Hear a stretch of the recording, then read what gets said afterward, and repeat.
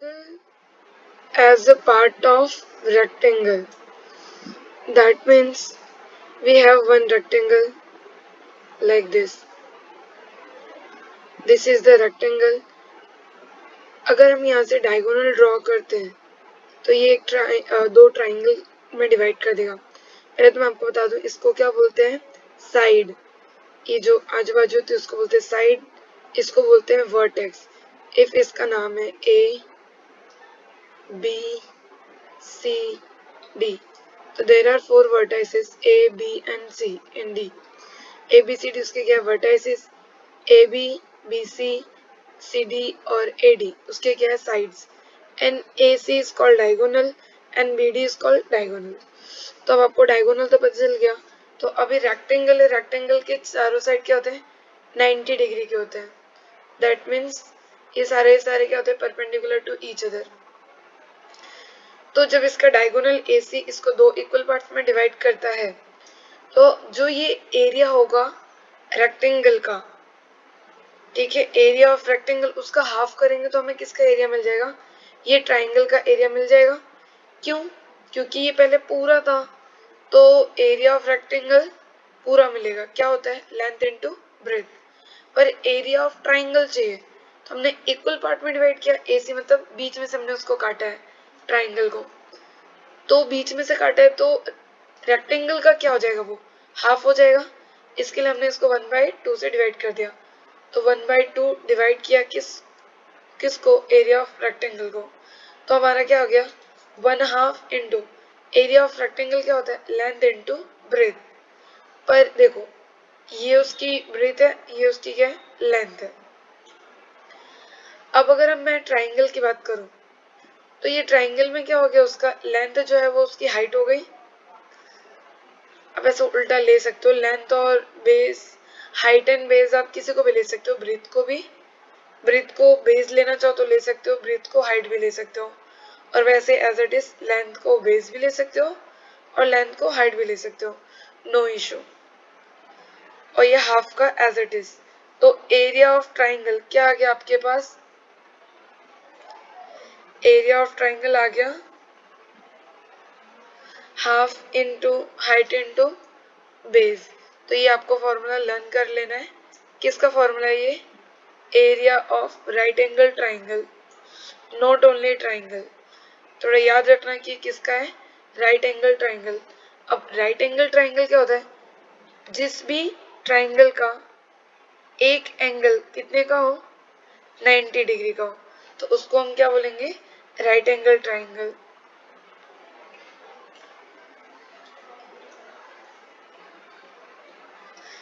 Triangle और इसका formula क्या होता है, एरिया का फॉर्मूला होता है half into base into height. अब इसमें आप इसको हाइट बोलोगे और इसको बेस बोलोगे। अगर आप इसको चेंज भी करते हो, इसको हाइट ले लिया और इसको बेस ले लिया तो भी नो प्रॉब्लम चलेगा, उसमें कोई प्रॉब्लम नहीं है। Next, area of parallelogram. अभी पैरेललोग्राम क्या होता है, तो सबसे पहले आपको पैरेललोग्राम की प्रॉपर्टी पता होनी चाहिए। कॉमन सी प्रॉपर्टी क्या होती है, ये जो आपको दिख रहा है ये कौन सा शेप है, पैरेललोग्राम शेप है। दैट मीन्स अपोजिट साइड, ये वाली साइड और ये वाली साइड क्या होगी, इक्वल, और ये साइड क्या होगी, इक्वल होगी। ये रेक्टेंगल जैसा ही होता है पर रेक्टेंगल में ऑल एंगल 90 होता है, इसमें सारे के सारे एंगल 90 नहीं होते हैं। Every rectangle is a parallelogram. तो अगर 90 डिग्री के एंगल है तो भी वो पैरेललोग्राम बोला जाएगा, उसमें कोई प्रॉब्लम नहीं है, ठीक है। तो ये जो शेप है वो क्या है, पैरेललोग्राम। अब area of parallelogram equals to area of rectangle कैसे आता है वो आप देखोगे। अभी आप क्या करोगे, देखो ये शेप क्या है, पैरेललोग्राम शेप है। इसमें से आप ये एक पार्ट यहाँ से आपको एक 90 डिग्री का आपको क्या ड्रॉ करना है, परपेंडिकुलर। यहाँ पे आपने ये 90 डिग्री का परपेंडिकुलर ड्रॉ किया, तो ये जो आपका ट्राइंगल है यहाँ से कट करके ये ट्राइंगल को आप क्या करोगे, देखो ये ट्राइंगल को आप यहाँ पे ज्वाइन करोगे उल्टा,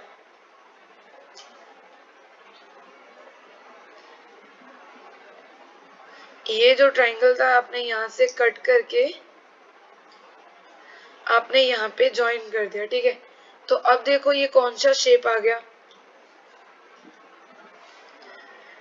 ये अगर मैं इसकी बात करूं, मैंने उसका आधा पार्ट कट करके मैंने यहाँ ज्वाइन किया, तो ये कौन सा शेप हो गया, रेक्टेंगल शेप हो गया ना। दैट मीन्स यहाँ का जो पार्ट है, ये पार्ट को कट करके हम यहाँ पे ज्वाइन कर देंगे, तो ये एक क्या हो जाएगा, रेक्टेंगल फॉर्म कर लेगा। इसके लिए एरिया ऑफ पैरेललोग्राम क्या हो जाएगा, एरिया ऑफ रेक्टेंगल हो जाएगा।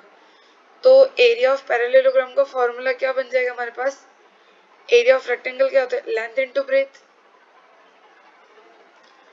तो यहाँ पे जो हमारी लेंथ है किस में, रेक्टेंगल में, वो पैरेललोग्राम में क्या हो जाएगी, हाइट। तो जो लेंथ है वो हमारी क्या होगी पैरेललोग्राम में, हाइट। हाइट को हम h से लिखते हैं, और ये जो ब्रीथ है उसका, देखो ये पार्ट कट करके हमने यहाँ पे ऐड किया इतने में, तो वो चेंज तो कुछ होगा नहीं। वो जो ब्रीथ है वो यहाँ पे हम बेस ले लेते हैं, हम क्या बोलते हैं पैरेललोग्राम में बेस, क्योंकि ये हमारी हाइट है, तो ये नीचे वाले को हम क्या बोलते हैं, बेस। तो हाइट इनटू बेस, क्लियर। अभी एक चीज और इसमें, छोटी सी चीज देखो, कुछ बात है इसमें नोटिस करने जैसा।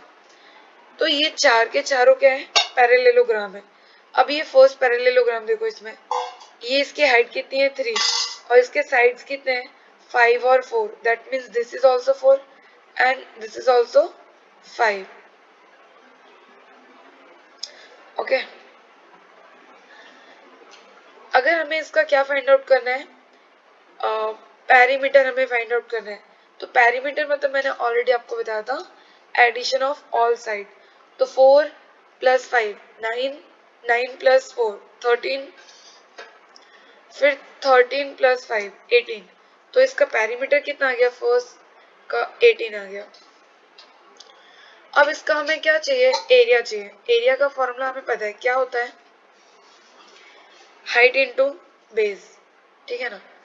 तो हाइट इसकी कितनी है 3 है, तो 3 इंटू बेस कितना है 5, तो 3 5 15। अगर ये सेंटीमीटर में है तो आप यहाँ क्या लिखोगे, सेंटीमीटर स्क्वायर लिखोगे, क्योंकि एरिया पेरीमीटर सेंटीमीटर में आएगा सिर्फ, और यहाँ पे क्या आ जाएगा 15 सेंटीमीटर स्क्वायर।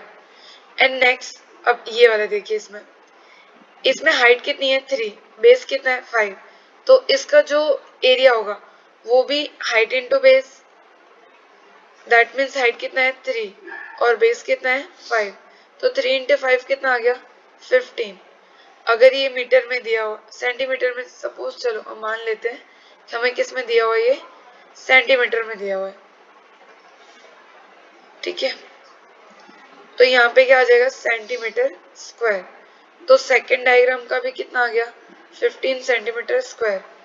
पर जब हमें इसका फाइंड आउट करना है पेरीमीटर, तो अभी देखो पेरीमीटर में ये 3.5 है, तो ये भी कितना हो जाएगा 3.5, ये 5 है तो ये भी कितना हो जाएगा 5। तो 3.5 प्लस 3.5 कितना हो जाएगा 7, 5 प्लस 5 10, तो 10 और 7 17, तो ये आपका आ जाएगा 17 सेंटीमीटर ओनली। देखो ये दोनों शेप तो सेम है, तो पर इसमें है क्या, इनका एरिया सेम निकला पर पेरीमीटर डिफरेंट है। तो ऐसे पैरेललोग्राम एग्जिस्ट कर सकते हैं जिसमें उनका एरिया सेम हो पर पेरीमीटर डिफरेंट हो। तो ऐसा कंपलसरी नहीं है कि एरिया सेम है तो पेरीमीटर भी सेम होगा, ठीक है। अब उसका थोड़ा अपोजिट हम देखेंगे थर्ड डायग्राम में। थर्ड डायग्राम ये भी पैरेललोग्राम है, ये 5 तो इसका अपोजिट डायरेक्शन भी 5, ये 7 तो इसका अपोजिट डायरेक्शन भी 7, sorry this is 7, okay. Now 5 plus 5 10 और 7 प्लस 7 14, तो 14 plus 10 which is equals to 24। ये सेंटीमीटर में, तो इसका भी कितना आ गया 24 सेंटीमीटर, सॉरी 24 सेंटीमीटर, अब इसमें क्या है, एरिया। एरिया क्या होता है, हाई, एरिया क्या होता है, हाइट इनटू बेस होता है, ठीक है। तो अब यहाँ पे हाइट कितनी है 5 और बेस कितना है 7, तो area of this triangle is height into base. तो हाइट कितना गिवन है 5 और बेस कितना दिया है 7, तो 5 इंटू 7 35, तो एरिया कितना आ गया 35 सेंटीमीटर स्क्वायर।